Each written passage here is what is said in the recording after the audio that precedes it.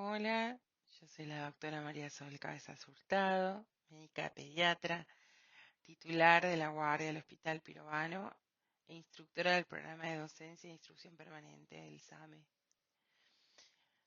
Con la doctora Lina Oyuela Palacios, médica pediatra, perteneciente al Hospital Rivadavia, le damos la bienvenida al curso de de actualización en urgencias pediátricas, comenzando por el módulo 1, que será de generalidades.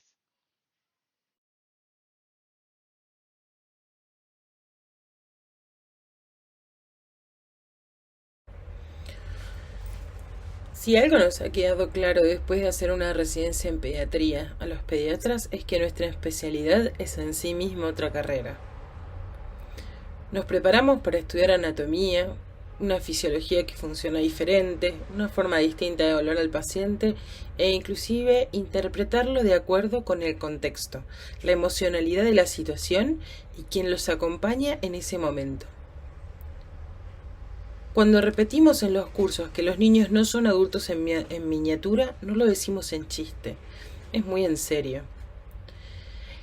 Es así que comprendemos las dificultades que podrían generarse en los médicos especialistas de adultos, emergentólogos, clínicos, cardiólogos, cirujanos, médicos generalistas o sin especialidad, etcétera, que haciendo su labor en la ambulancia se sienten sin las herramientas suficientes o inclusive adecuadas para valorar a un pequeño. La idea definitiva de este curso no es repetir las patologías más frecuentes de la pediatría, ya que son vox populi de forma general, sino que la mejor forma de abordar a un paciente pediátrico, cómo aprovechar cada segundo de la anamnesis y el examen físico inicial para poder generar un diagnóstico sindromático aproximado y con ello tomar o no alguna conducta inicial que beneficie el pronóstico final del paciente en cuestión. No es nuestra idea desestimar el conocimiento de los asistentes, sino que acercar las herramientas del pediatra, aquellas adquiridas durante 4 años, en una especialidad total y absolutamente distinta que, repetimos, es como una nueva carrera, para que esta primera aproximación con el paciente pequeño sea provechosa y completa, o al menos no algo catastrófico que haga que nuestros colegas sientan que los pacientes pequeños son inabarcables.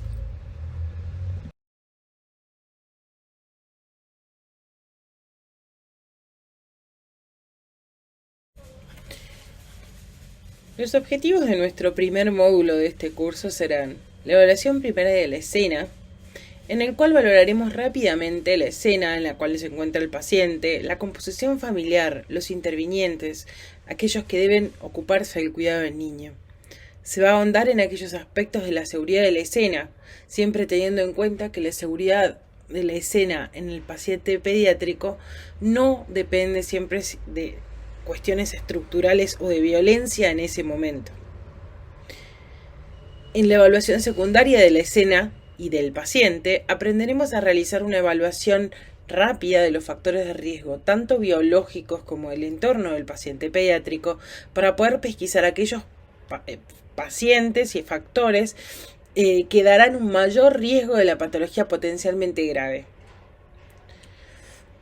En la evaluación clínica del paciente enseñaremos las particularidades de la semiología del paciente pediátrico normal y la valoración del estado general normal. Haremos énfasis en la evaluación de signos de alarmas para patologías severas para poder pesquisar pacientes potencialmente graves independientemente del estado general de los mismos, para dejar lo menos al azar posible este primer encuentro que tengan ustedes con los pacientes pequeños.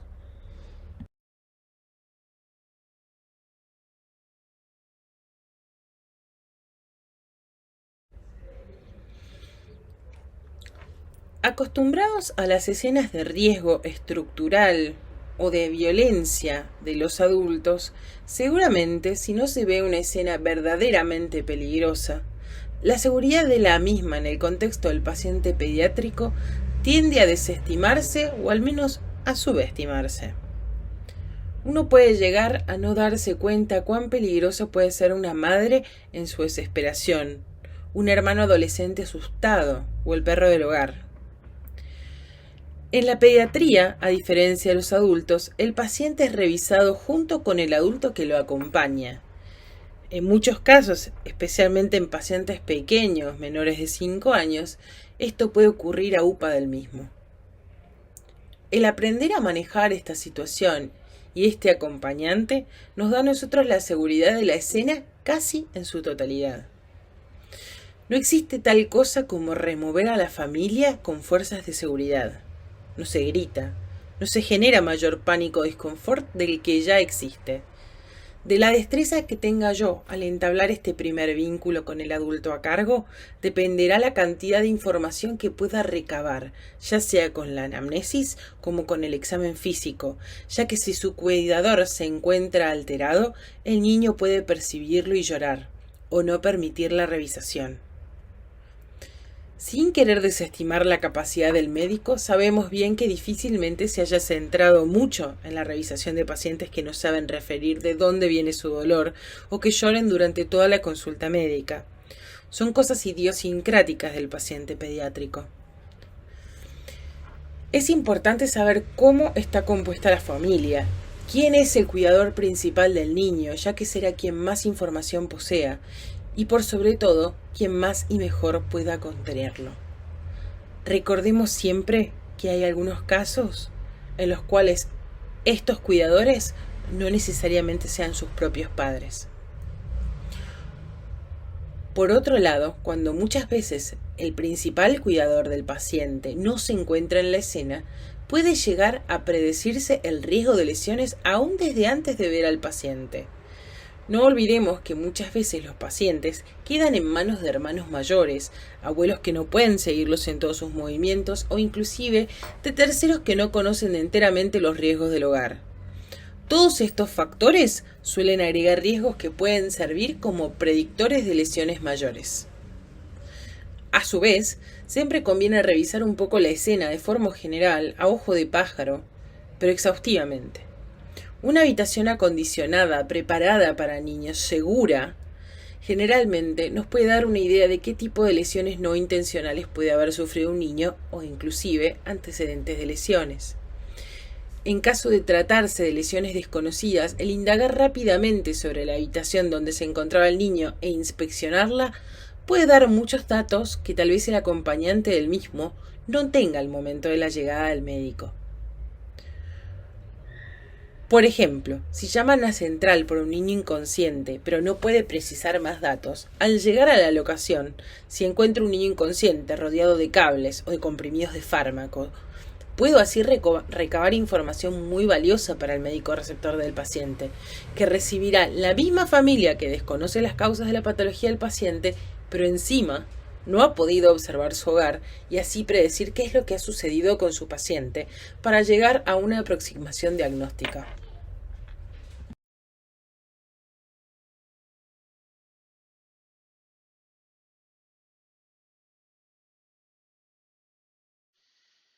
Para la evaluación secundaria tanto del paciente como de la escena, deberemos tener en cuenta que habrá factores a considerar del entorno y sus convivientes y también propios del paciente, tanto biológicos como no biológicos. La valoración ya sea de cuestiones biológicas inherentes al paciente como el entorno en el cual vive nos podría dar indicios y pautas de algunos riesgos del mismo y por ende no deben ser tomados a la ligera. Siempre debemos recordar que nuestros pacientes no pueden autocuidarse generalmente y que toda aquella situación que se observe deficitaria con respecto al cuidado del mismo puede ser un motivo válido para una internación para realizar un seguimiento por los trabajadores sociales del sistema de salud. Inclusive, en algunos casos, y como todos sabemos, hasta de denuncia. Los médicos denunciamos de oficio en caso de que no haya alguna otra participación de algún cuidador para tomar esta pauta. Los pediatras solemos repetirnos entre nosotros que si alguien debía estar cuidando al paciente y no estuvo allí para cuidarlo, probablemente no vaya a estarlo la próxima vez.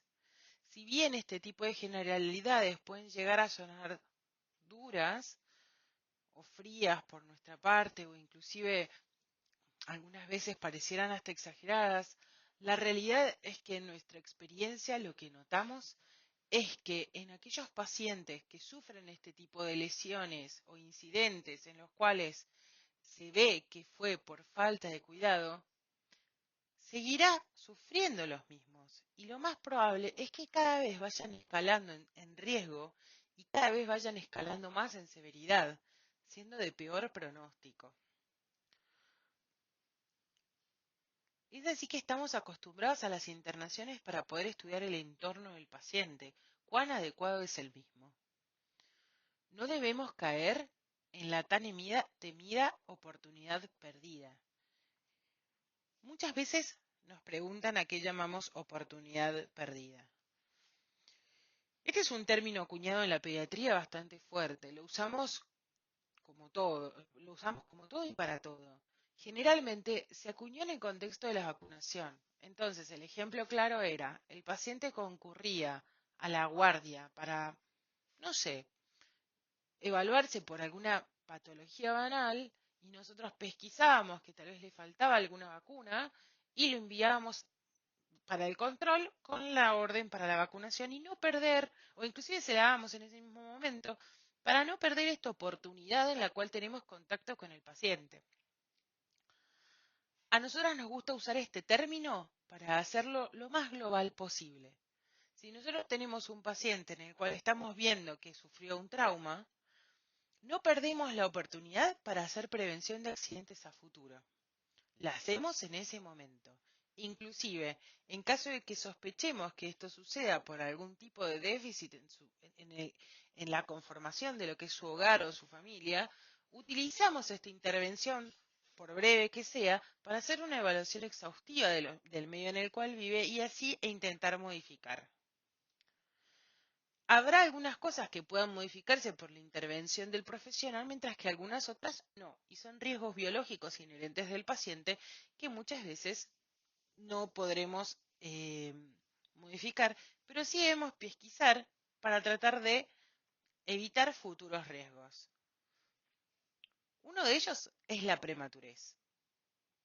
La prematurez condiciona al paciente a un montón de factores de inmadurez multisistémico que lo condiciona a peor pronóstico de sus patologías. Y debemos siempre preguntar si el paciente nació de término o no, porque nos dará una idea pronóstica de su diagnóstico.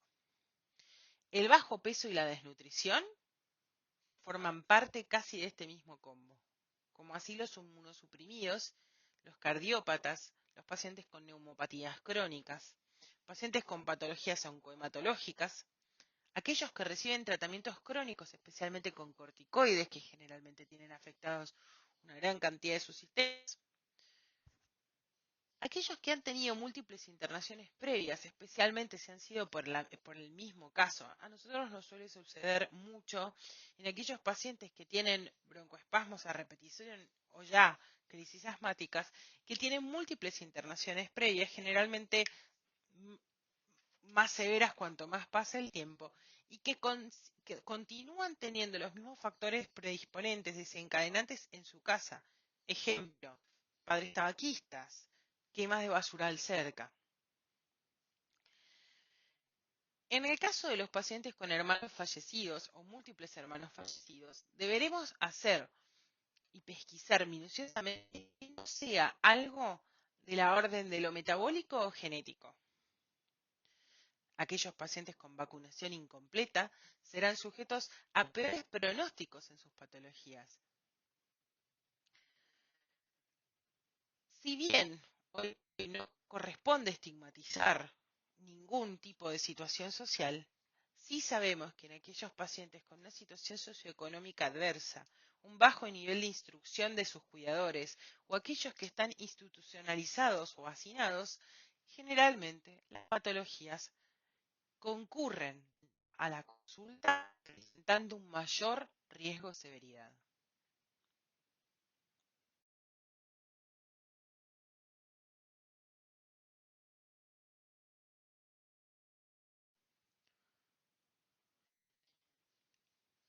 Para la evaluación clínica del paciente, vamos a tratar de recordar que habrá pilares fundamentales aún en un examen clínico que no sea muy extenso.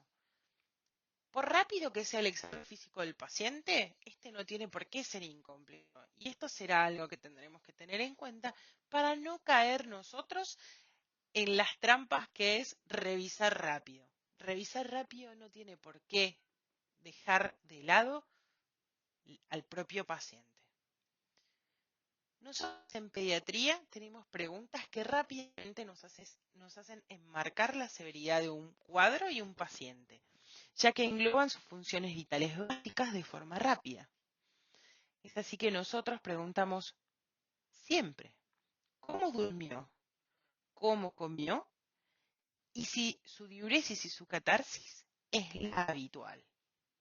Nunca decimos normal, sino que lo habitual, lo más frecuente para ese paciente.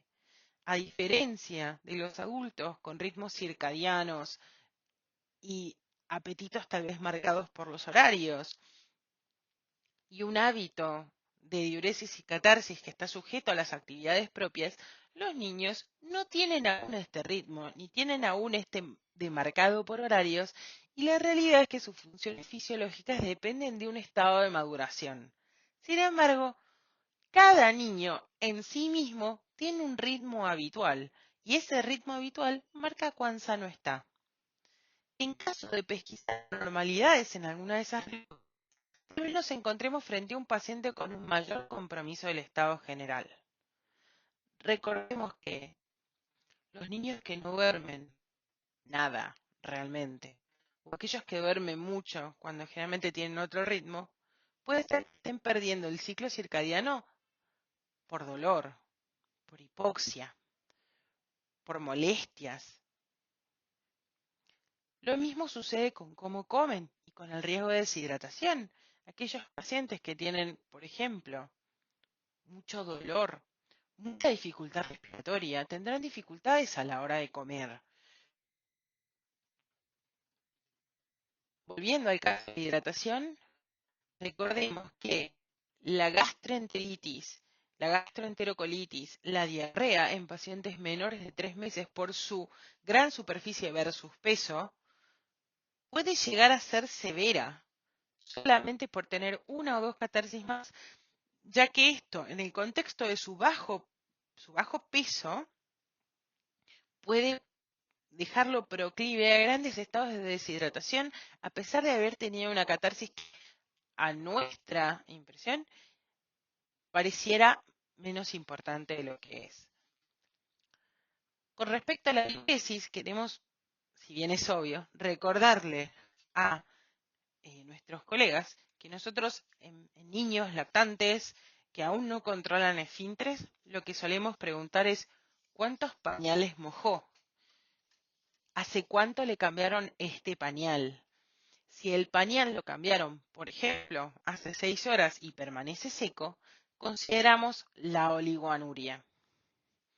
En caso de niños que mojan ya en menos tiempo los pañales porque comienzan con el control de esfínteres a partir de la retención voluntaria de orina, esto tal vez no es tan lineal, pero sí sabemos que hay horarios en los cuales los niños mojan los pañales. Entonces sí preguntamos, tal vez, si en las últimas 8 horas, las últimas 12 horas han cambiado un pañal cargado.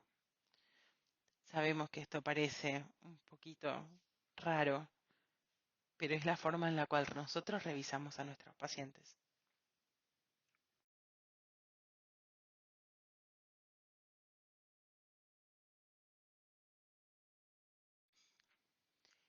Desglosemos entonces algunos de los aspectos que valoraremos en lo que será la evaluación física, el examen físico de nuestro paciente pediátrico. Del aspecto general, debemos recordar que un niño clínicamente estable y sano puede estar llorando o jugando feliz. Ambos extremos son normales. Lo que no es normal es que no muestre ningún tipo de reacción a la llegada de un extraño que lo toque o invada. Es normal que un niño sano no quiera ser tocado por alguien que no conoce, o llore cuando lo toque alguien que no conoce, o sea esquivo. Puede ser que en niños que son más extrovertidos o aquellos que están acostumbrados a involucrarse con mayor cantidad de gente, inclusive jueguen con nosotros y nos involucren en su juego ni bien lleguemos. Todas estas reacciones comunes deben ser evaluadas. La piel de los niños se evalúa mejor en el contexto de la familia. Sé que esto suena raro, pero la realidad es que esto de la piel normocoloreada existe en el contexto de cada familia en particular. Como esto es casi una constante, lo que debo tener en cuenta es que a la hora de tener, si tengo dudas, debo observar conjuntivas, debo observar mucosa yugal, mucosa oral. La palidez puede ser signo e indicio de mala perfusión. Se recomienda que en caso de dudas se evalúe el relleno capilar, que siempre en un niño sano será menor a 2 segundos. En pacientes que están deshidratados, con una deshidratación severa o chocados, también hay mala perfusión y esto se observa con una palidez o inclusive hasta una cianosis en las mucosas. Y muchas veces, en el contexto de pieles más oscuras, es difícil evaluar en la piel en sí mismo y la mucosa es muy importante. El estado de hidratación en sí mismo puede ser complicado para aquellos médicos que no estén habituados a la evaluación de niños. Indicios como la fontanela o el llanto con lágrimas suelen ser inespecíficos y a veces la frecuencia cardíaco-respiratoria puede verse alterada por la propia situación en la cual se encuentra el paciente, tanto clínica como la ansiedad por ser revisado. Recomendamos preguntar por la diuresis, en el caso de bebés pequeños sobre los cambios de pañal como hablamos anteriormente, que muchas veces puede darnos un indicio global del estado de hidratación. En la mayoría de los casos se puede hablar de una hidratación aceptable en niños que han tenido diuresis en las últimas 6 a 8 horas y en bebés cuyo pañal ha sido cambiado en las últimas 4 horas o menos. Recomendamos también valorar la hidratación de las mucosas valorando la lengua, que será fidedigna en la mayoría de los casos. Siempre valorar el relleno capilar tanto en los dedos de las manos como en los pies. Con respecto a la lengua, lo que nosotros recomendamos es con la mano, obviamente con guantes, se introduce el dedo índice en la boca del bebé y se toca la mucosa lingual. Al sacar el dedo, el guante debe estar mojado. En el caso de estar seco, estamos hablando de una deshidratación que debe ser valorada por el especialista. La frecuencia cardíaca es muy variable de acuerdo con la edad del paciente, pudiendo inclusive ser normal valores muy por arriba de los pacientes adultos. Por ejemplo, un paciente neonato puede tener 150 latidos por minuto tranquilamente y sin esto significar mayor problema. Pero lo que sí es más claro es que una frecuencia cardíaca menor a 50 60 latidos por minuto corresponde a una situación crítica en cuanto al gasto cardíaco. Se trata de una emergencia que probablemente requiera de reanimación. Nosotros recomendamos tener alguna tablita en la cual nos digan cuáles son las frecuencias cardíacas normales y las frecuencias respiratorias normales de acuerdo con la edad. Y esto cotejarlo con el estado del paciente. Si el paciente se encuentra llorando, estará taquicárdico y no por eso será normal. Pero volvemos al punto inicial. Esto de llorar no siempre es porque sí. En el aparato respiratorio, nosotros debemos saber que la ventilación normal en bebés y niños pequeños es tóraco-abdominal. La frecuencia puede encontrarse levemente aumentada con respecto a los pacientes adultos y en algunos casos puede haber inclusive una franca taquipnea, como por ejemplo la taquipnea transitoria del recién nacido, que aún así es algo normal. Si en todo caso la ventilación se observa sin esfuerzo, debemos hablar de músculos accesorios. La ventilación normal no tiene uso de músculos accesorios. No hay tiraje subcostal ni intercostal, no hay tiraje supraesternal, no hay aleteo nasal y no hay cabeceo en pacientes que están ventilando normalmente, aún a pesar de tener una taquipnea que pueda ser transitoria. En el caso de incluir cualquiera de estos signos o síntomas, debemos pensar que el paciente está sufriendo una patología respiratoria que produce ese aumento de la frecuencia. En el caso de observar un paciente con ventilación en balancín o paradojal, siempre se habla de una patología respiratoria de gran severidad. Se debe recordar, y lo vamos a repetir, que en caso del paciente con trauma, cualquier taquipnea debe asociarse al mismo. Recordemos que las paredes de los pacientes pediátricos, ya sea el tórax o el abdomen, no serán las que absorban el impacto. El mismo recaerá sobre los órganos subyacentes debido a la gran flexibilidad de las paredes.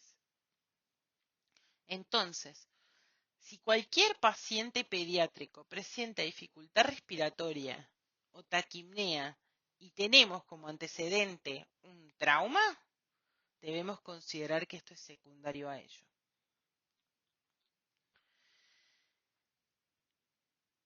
La valoración del abdomen y la pelvis es relativamente dificultosa en los casos de los niños. Puede suceder que tanto por llanto como por miedo impresione tenso o francamente en defensa la palpación. Y esto modificarse en minutos y por ende ya no ser un abdomen que uno valore como patológico. Corresponde hacer una primera evaluación y en el caso que el abdomen impresione patológico, será indicada la consulta al pediatra. Nosotros lo que recomendamos a veces es tratar de distraer al paciente mientras revisamos su abdomen.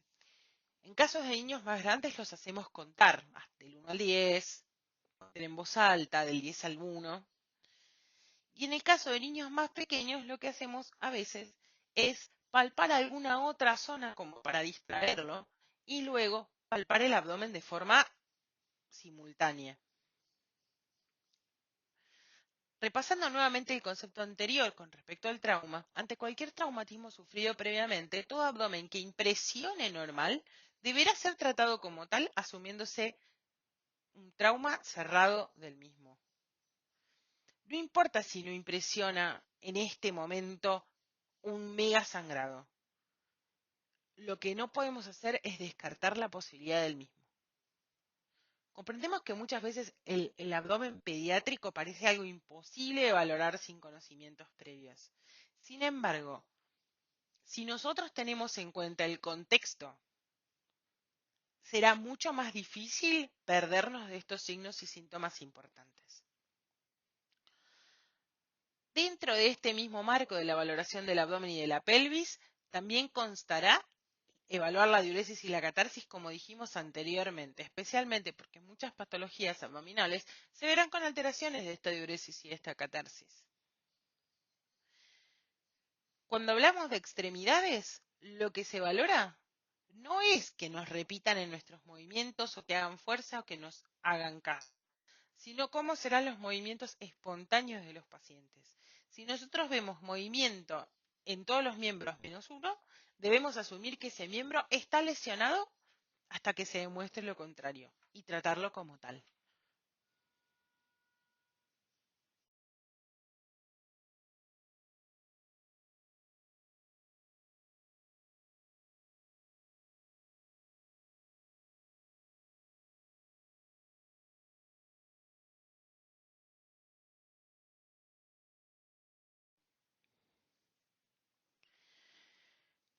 Dejamos un par de conclusiones para que vayan evaluando en el contexto de los próximos módulos. Si bien el llanto es una forma común de comunicación de los niños, en el contexto de la patología no debe asumirse jamás que los niños lloran porque lloran. Todo niño que se encuentre llorando deberá ser evaluado porque puede ser que esté sufriendo un proceso patológico que le produzca dolor o que le produzca irritabilidad o cualquier algún otro trastorno que haga que ese llanto no sea porque sí. Los padres, madres, hermanos de los niños son necesarios para el bienestar de ese niño Y contrario a lo que se cree, esto de removerlos de la escena para poder trabajar más cómodos, son los que nos van a proveer la forma de trabajar más efectivamente. Debemos aprender a manejar la situación que se genere con los padres y no aislarlos de la situación patológica del niño. Los padres nos van a dar información, van a proveer confort. El efecto placebo del confort que producen los padres en los niños es real. Los niños se angustian de forma verdadera cuando se encuentran alejados de sus cuidadores. Saber esto hace que nosotros podamos manejar esto mejor. Si bien nosotros comprendemos esta frase tan acuñada por muchos de nuestros colegas de yo no soy pediatra, no lo sé manejar, esto no es un argumento válido en el contexto de la urgencia y la emergencia.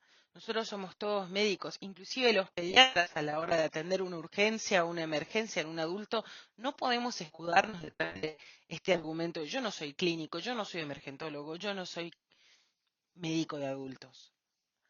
Todos nosotros en la emergencia y la urgencia debemos responder efectiva, eficiente y acorde a la situación. Tenemos por deber, por nuestra condición de médicos, a atender a todos nuestros pacientes utilizando todas las herramientas que tengamos, toda la pericia posible y poder potenciarla para poder atender lo mejor posible a este paciente que se encuentra en una situación adversa. El objetivo principal de los siguientes módulos será que nosotros adquiramos estas herramientas, si bien no nos hará pediatras, pero nos dará las herramientas tales para que el yo no soy pediatra ya no sea excusa para una buena evaluación del paciente y una correcta utilización de aquellas cosas de rescate que permitirán un mejor pronóstico y una mejor sobrevida al mismo.